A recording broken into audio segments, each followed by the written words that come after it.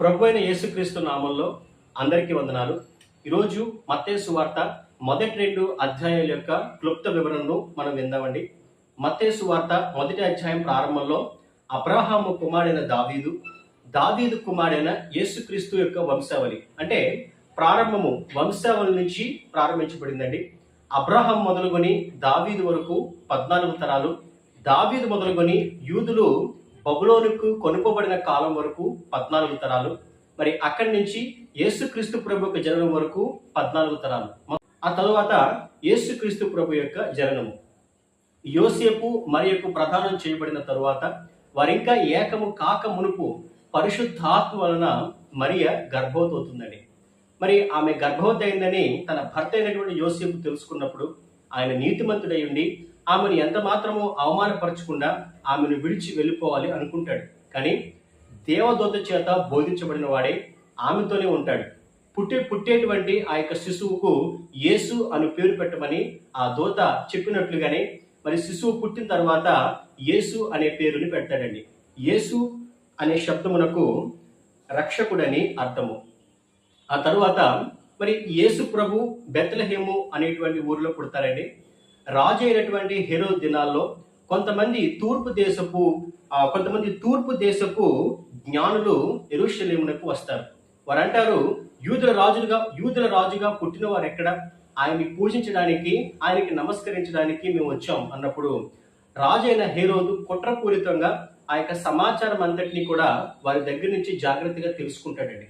మరి తెలుసుకుని, మీరు వెళ్ళండి, మీరు ఆ యొక్క నక్షత్రాలను బట్టి అతని యొక్క లొకేషన్ మీరు తెలుసుకుని ఆయన్ని పూజించి ఆయన నమస్కరించండి, నేను వెనక వచ్చి నేను కూడా పూజిస్తానని చెప్పి ఆ తూర్పు దేశపు జ్ఞానాన్ని పంపిస్తాడండి. వారందరూ కూడా ఆ యొక్క నక్షత్రం యొక్క లొకేషన్ బట్టి యేసుక్రీస్తు ప్రభు ఎక్కడున్నారో మరి అక్కడికి వెళ్ళి మరి ఆయన దగ్గర బంగారమును, సామ్రాణిని, బోలమును పెట్టి ఆయన్ని పూజించి ఆయన నమస్కరిస్తారు. ఆ తరువాత దేవుని దూత చేత స్వప్నమందు వారు బోధింపబడిన వారై మరి వేరొక మార్గం గుండా వారు వెళ్ళిపోతారండి.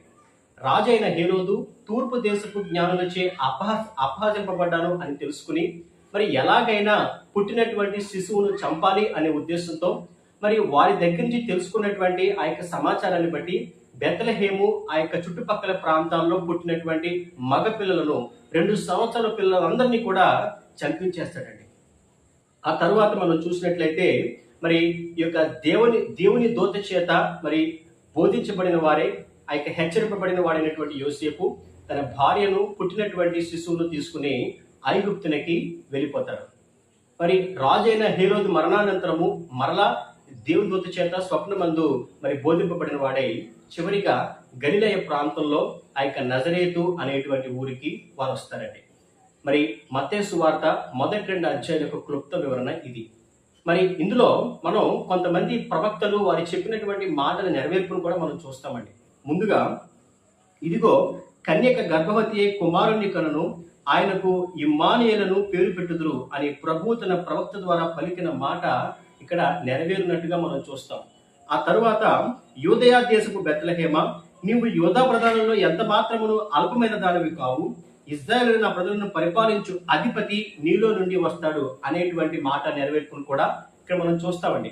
మరి ఇంకా మనం చూస్తే, ఐగుప్తు నుండి నా కుమారుణ్ణి పిలిచి తిని, మరి యోసేపు మరియను, యేసు ప్రభువును ఐగుప్తుకి తీసుకెళ్ళిపోయినప్పుడు మరి ఐగుప్తు నుండి వారు వెనక్కి వస్తారు కాబట్టి ఐగుప్తు నుండి నా కుమారుణ్ణి పిలిచి తిని అని ప్రవక్త ద్వారా పలుకబడినటువంటి మాట ఇక్కడ నెరవేరుతుందండి. ఆ తరువాత మరి ఇక రాజు అయినటువంటి హెరోదు మరి చాలా మంది పిల్లల్ని వారు వధించినప్పుడు రామాలో అంగలార్పు వినబడను, ఏడ్పును, మహారోదన ధ్వనియు కలిగెను. రాహేలు తన పిల్లల విషయమై ఏడ్చుచు వారు లేనందున ఓదార్పు పొందనలోకి ఉండెను అని ప్రవక్త ఇర్మీయా ద్వారా పలుకబడిన మాట నెరవేరినట్టుగా ఇక్కడ మనం చూస్తామండి. మరి మరొకటి, ఆయన నజరేయుడు అనబడునని ప్రవక్తల ద్వారా చెప్పబడినటువంటి మాట నెరవేర్పును కూడా మనం చూస్తాం. మరి మత్తయి సువార్త మొదటి 2 అధ్యాయాల్లో మనం క్లుప్తంగా మనం చూసినట్లయితే ఇవన్నీ కూడా ఉన్నాయండి. మరి రేపటి దినము మత్తయి సువార్త 3-4 అధ్యాయాలు మనం చదువుకుందాం. వాటి యొక్క క్లుప్త వివరణను మనం విందామండి. మరి ప్రతిరోజు 2 అధ్యాయాలు మనం చదువుకోవడం ద్వారా దేవుని వాక్యంలో మనం బలపడదాం, దేవుని ఆత్మచేత మనం నింపబడదాం. దేవుని కొరకు నమ్మకమైన సాక్షులంగా మనం జీవిద్దాం. దేవుడు తన పరిశుద్ధ వాక్కును దీవించి ఆశీర్వదించును గాక. ఆమేన్.